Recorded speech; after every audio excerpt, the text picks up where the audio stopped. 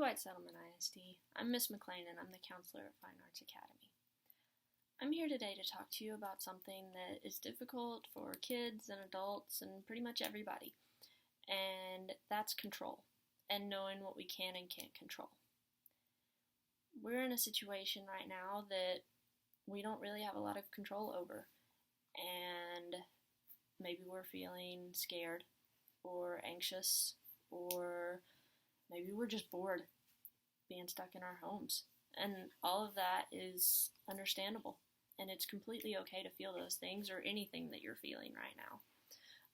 But I wanted to give you an activity today to help you learn what you can and can't control. First thing that's important to know is that you control what's in your hand. For example, I have a tennis ball in my hand. And as you can see, my dog really wants me to throw it. I'm going to do that. But until I do, I control it. And I kind of control him. I can make him look wherever he wants because I have a tennis ball in my hand.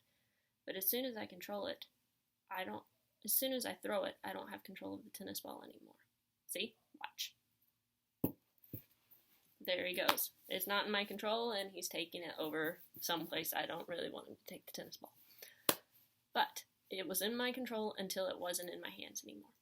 So what I want to do in this activity is focus on what's in your hands. To help with this, we're actually going to draw a hand. Behind me, I have this blank sheet of paper. I don't want you to do it on your door. I just wanted you to be able to see it when you do it.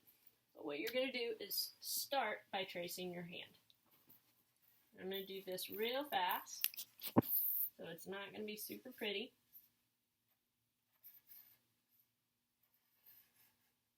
But you're going to trace your hand like that.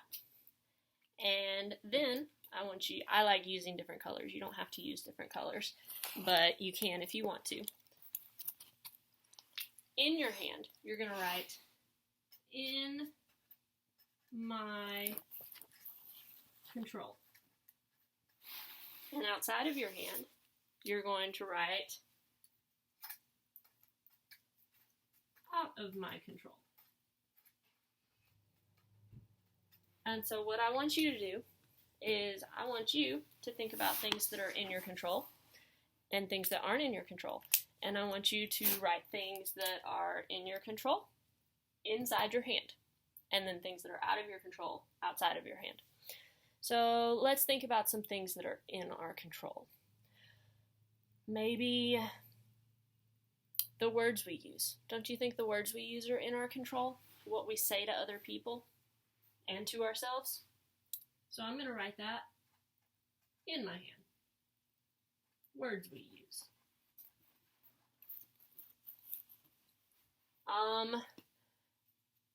Outside of my control are things like the weather, right? I can't make it snow even if I want a snow day. So that's out of my control. So I'm going to write the weather. Out of my control. Out of my hand, up here. What are some other things that are out of your control or in your control? Let's do out of control first. Maybe your friends. You can't control what other people do, but you can control what you do. So outside of your hand, maybe we write my friends, and inside of your hand, we write how I treat my friends. Things like that, right? So, rather than sit here and write out all the things that are in my control in my hand and the things that are out of my control outside of my hand, I've already done it so that you can kind of see it. See, I've got things like, I can't control when we go back to school, unfortunately. I've got things like being kind. I can choose to be kind to other people. And I've got all kinds of things written here.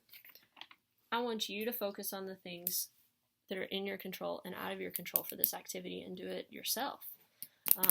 Maybe you can control whether or not you do your homework, or whether or not you get along with your siblings.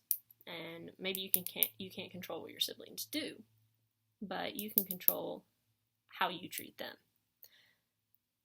By knowing what we can control and what we can't control, that allows us to focus on the things we can control.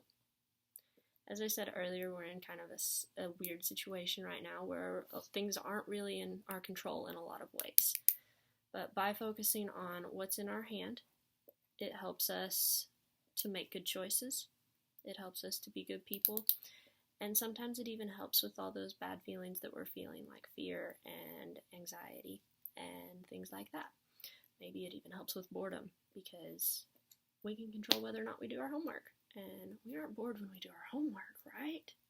So, that's an activity for you to try to help you focus on the things you can control. And that's all I have for you today. So, I really miss you all. I love you, and stay safe and be well. Thanks. Bye.